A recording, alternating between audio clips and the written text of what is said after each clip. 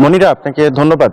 চালের দাম না কমার বিষয়ে আমি কুষ্টিয়ার খাজানগরের মিলার এবং ব্যবসায়ীদের সাথে কথা বলেছি। তারা যে বিষয়টি বলছেন যে গত বছর জুড়েই কিন্তু আসলে ধান এবং চালের বাজারের ঊর্ধ্বগতি, তাদেরকে বেশি দামে ধান ক্রয় করতে হচ্ছে, ফলে চালের উৎপাদন খরচ বেড়েছে। পাশাপাশি চাল উৎপাদনের আনুষঙ্গিক অন্যান্য যে খরচ, বিশেষ করে গাড়ি ভাড়া সহ অন্যান্য যে খরচ, সেই খরচ বৃদ্ধির ফলেও কিন্তু আসলে চালের বাজারের উপরে প্রভাব পড়ছে। ফলে তাদেরকে বেশি দামে চাল বিক্রি করতে হচ্ছে।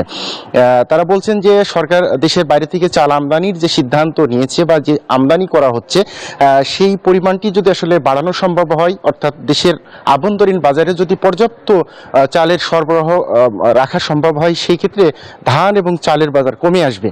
সেই ক্ষেত্রে তারা কম দামে ধান ক্রয় করতে পারবেন এবং কম দামে চাল বিক্রি করতে পারবেন।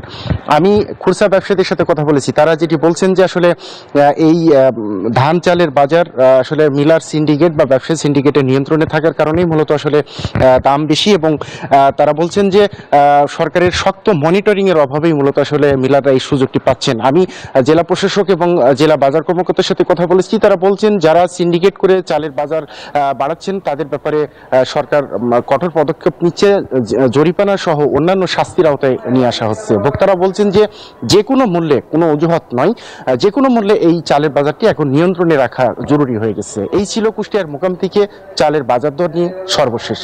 বান্ডেল থাকলে প্রতি সেনমানিতে টাকা বাঁচবে। বিকাশ সেনমানি বান্ডেল কিনে জিতুন প্রতি লেনদেনে।